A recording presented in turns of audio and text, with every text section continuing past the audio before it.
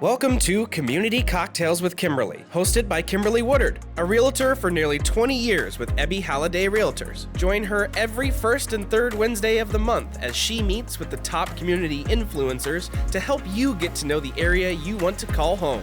Don't just love your home, love your community. And now, your host, Kimberly Woodard. And welcome, viewers. I'm so excited about this podcast. You guys are going to enjoy this one. Today's podcast features 4 fabulous local moms, and we are here to talk about back to school. And back to school has shown a different format this fall season. And so I'm going to welcome my 4 panelists. Welcome, moms. And then I'm going to introduce, so we'll start up in the upper corner, Allison Hansard. Hi.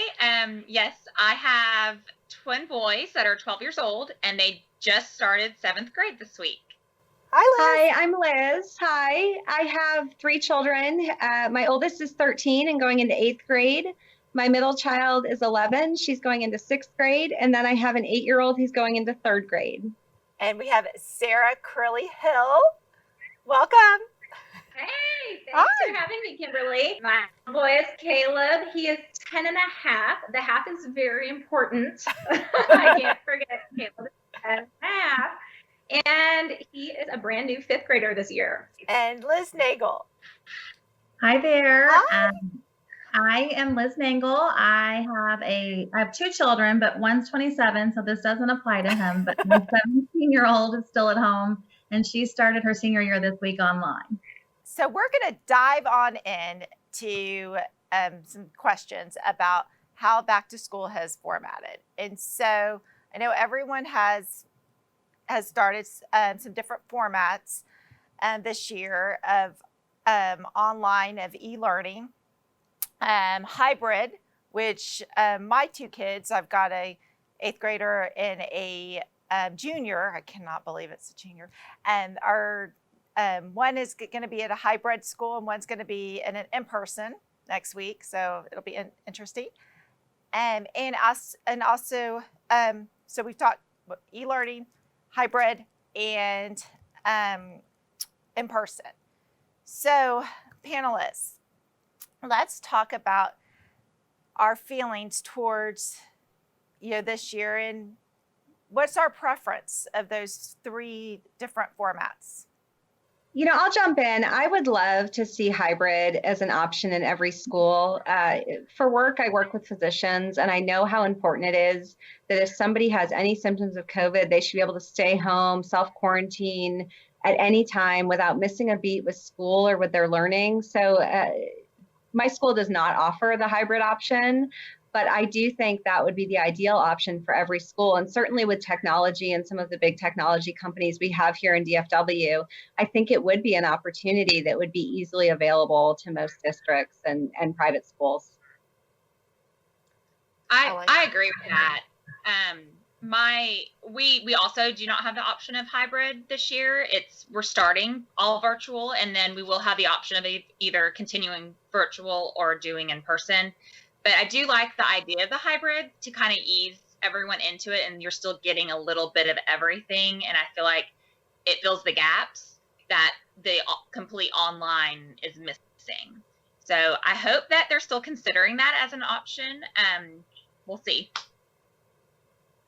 And I agree with that too. I actually would prefer 100% in person, and then also an option if you weren't comfortable, you could stay home, or there was also a hybrid way of those kids, like you said, to not miss a beat if they did become ill. But if you wanted to be 100% in person, I really wish that they would be 100% in person. But we're online totally right now, and supposedly on the 9th, we're going to go to a hybrid. I'm personally still kind of on the fence. I think that we've had such a just unexpected change of events. For us, they were sending it ahead of time, a week ahead. Here is what you'll be doing this week, with not much guided instruction at all. So at the time, I felt like, man, I can't wait for that guided instruction, which I think technology really was suffering at that point. There wasn't really that dedicated Wi-Fi, or however we were going to start to experience what a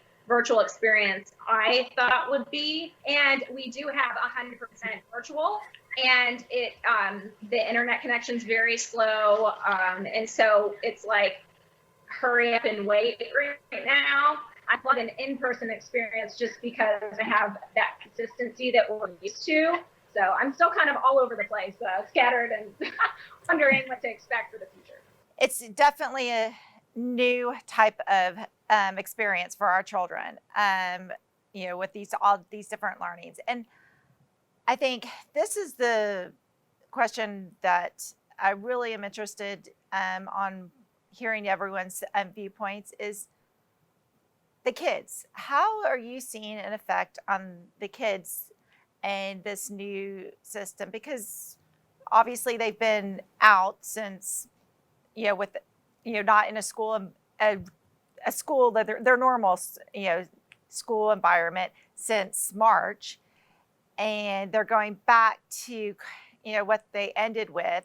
And I know a lot of mixed feelings. I have an 8th grader now that, he is, he's very excited to be able to go to school and see his friends and be in his classroom and see his teachers. But I'm just wondering, when he gets there, is he going to be intimidated? And, how are they going, their interaction, are they going to be a little held back? Are we seeing that, on our children?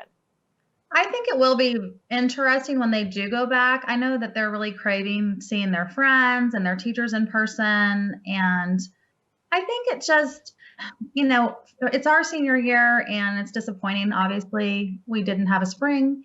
So the end of junior year was cut short. And now we're doing the exact same thing to start out her senior year. So I think the kids are disappointed, and I'm hopeful, at least for my kid, I think she would be so excited to be in person that she wouldn't feel intimidated or scared. She would just be excited to be there in person, be able to bounce those ideas off her teacher and her in person in the room and her friends, and hear other people's answers, not be muted on a Zoom call for every class. So. And I know for me, one of my boys is very social and he does well academically, but he needs that interpersonal relationships with people. He needs to see people and interact with them. But then my other one is a lot more reserved. He also is has a couple learning issues. He is dyslexic and he also is in speech. And it's very intimidating for him just these first couple of days that we've been all virtual, when they're doing the Zoom calls and the Go meetings and all the different formats that they're using. And sometimes he doesn't feel very confident because he doesn't feel like anyone understands him, because he already struggles a little bit with speech. And while I know in person, he doesn't really feel those same feelings. And so I think it's a struggle right now.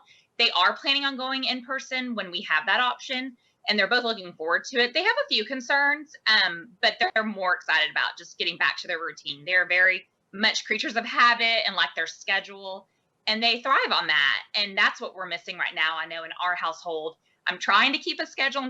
Even over the summer, we try to keep a schedule because both my husband and I are both working remote also from home. So it's a lot going on within our household. And so it's been a challenge. I mean, I definitely can tell there's like almost a slight sadness to them when we start talking about friends and stuff. They've seen some and they interact through their gaming and all that, but it's not the same. It's just not the same. And they're at such a critical social age in 7th grade and middle school that I feel like they need that.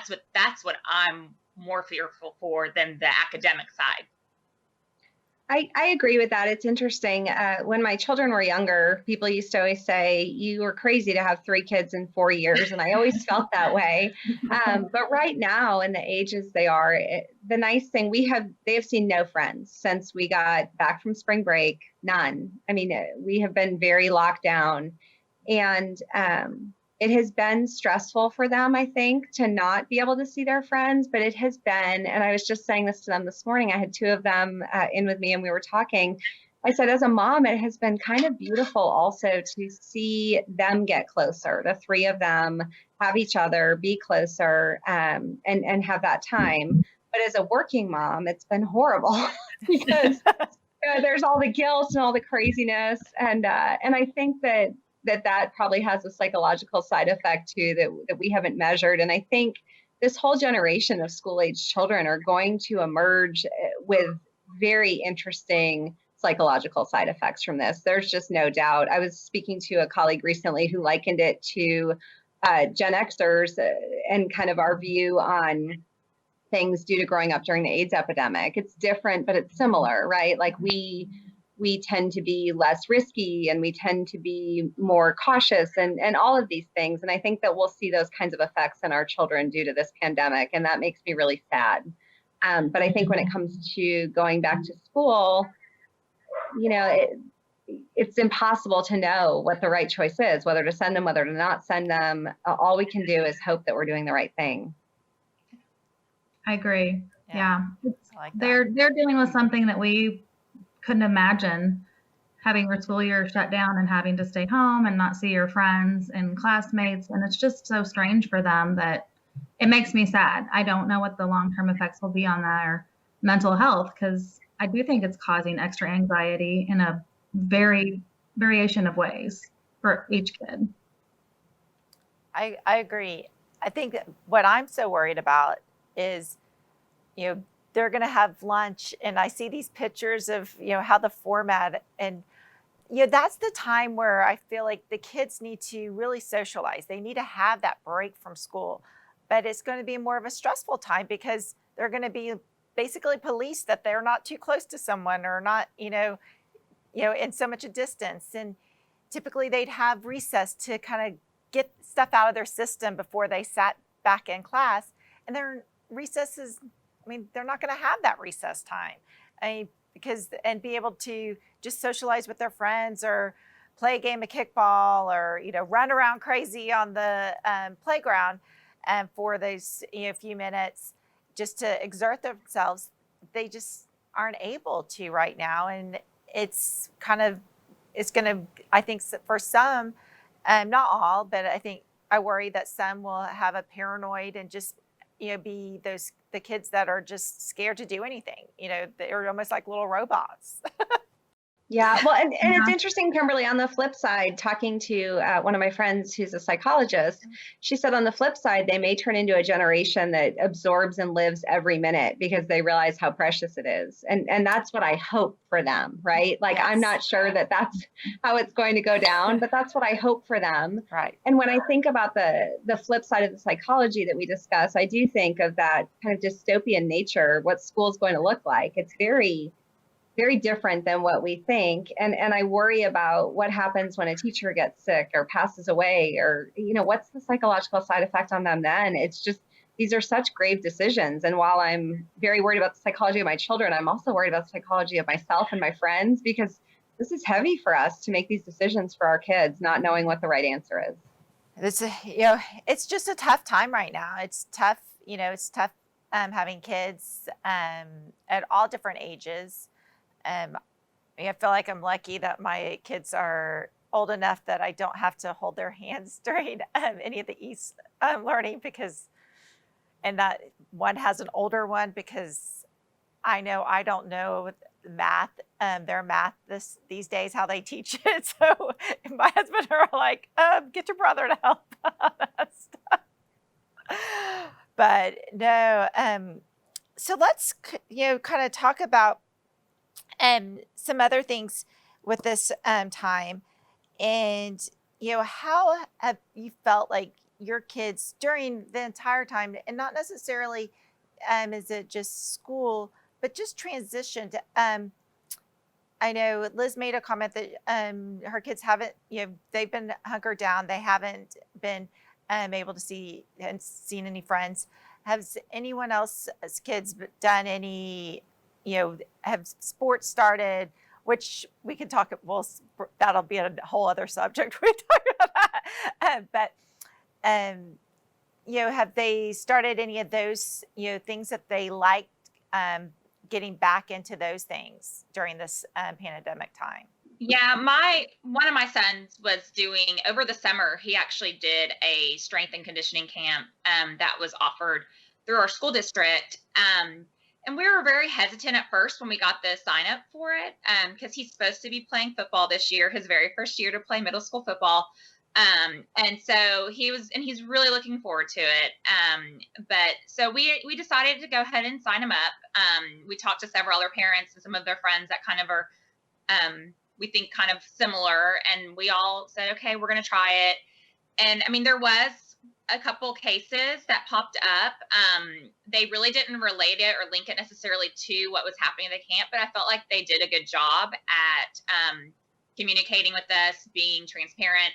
And in the long run, it was a really good experience, and he was so thankful he got to do that. He also plays hockey, and so the hockey rinks have been up and running since they were allowed to.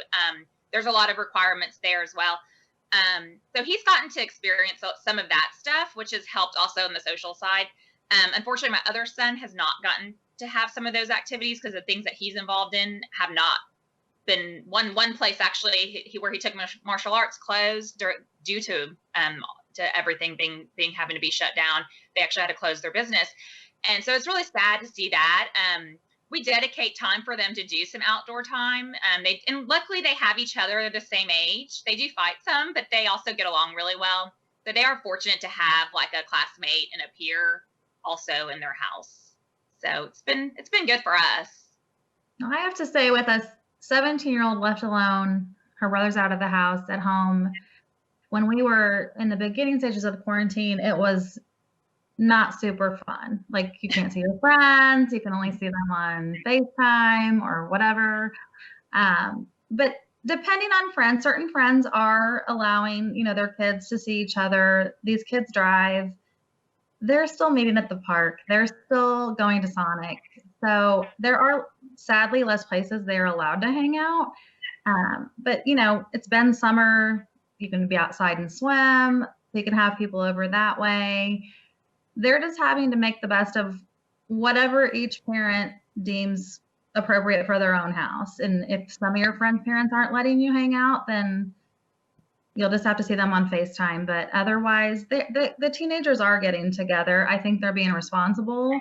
They're losing traditions. They had to make their own senior sunrise, and they socially distanced it. And, we're adapting, but yeah, the teenagers are seeing each other. They're still hanging out.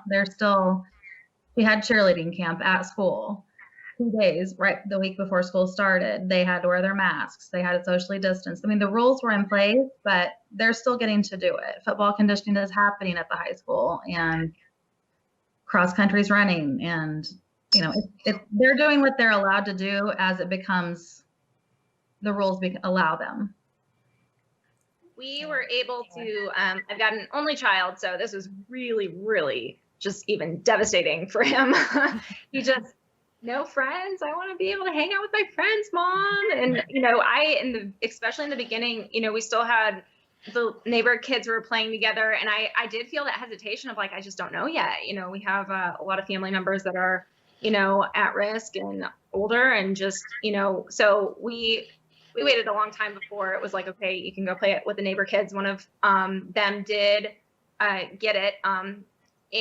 But what was interesting about it is that out of that family, it was just the one child that got it from a daycare, and the rest of the neighborhood kids that were playing, nobody, said that they got it, but that was a big scare. So then everybody went back in their houses and nobody was getting together for a little while. We did have a successful art camp where they were temperature checking, and it seemed like all the kids were healthy and able to wear their masks. Again, a 10-year-old, it's a lot easier to be able to expect them to wear a mask versus younger ones, right? So that was our experience.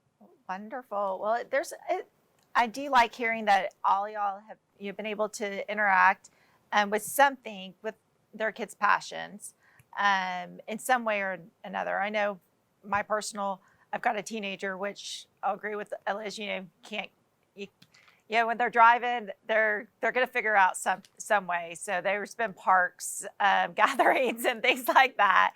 And it's all been outside. My younger one, he has not seen any of his friends since March. He's met new friends though, because he is dedicated with tennis. And so he's met some people at tennis training, his training deal that he does. But his normal friends that he's at school, he hasn't seen any of those kids since March. And so it makes me sad. Well, I really appreciate everyone's time today. I feel like everyone has had, different experiences. Everyone has different views. And at the end of the day, I think with school, we're just it's a wait and see game this year. I'm hoping, for everyone's sake, is that we do see some things coming back and that our kids can enjoy and look forward to, and that everyone just yes, we're going to have new protocols. Yes, we have to wear masks, which I have a child that is just, up in arms about that part.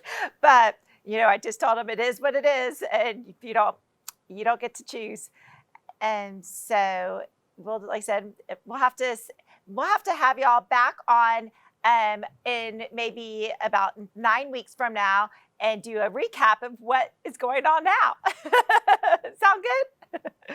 All right. Well, thank you, ladies, and cheers to us. Y'all need it this week. Cheers. Thanks for tuning in. If you'd like to contact Kimberly with your real estate needs, you can reach her at kimberlywoodard.ebby.com. We hope you enjoyed our guest this week, and remember, don't just love your home, love your community.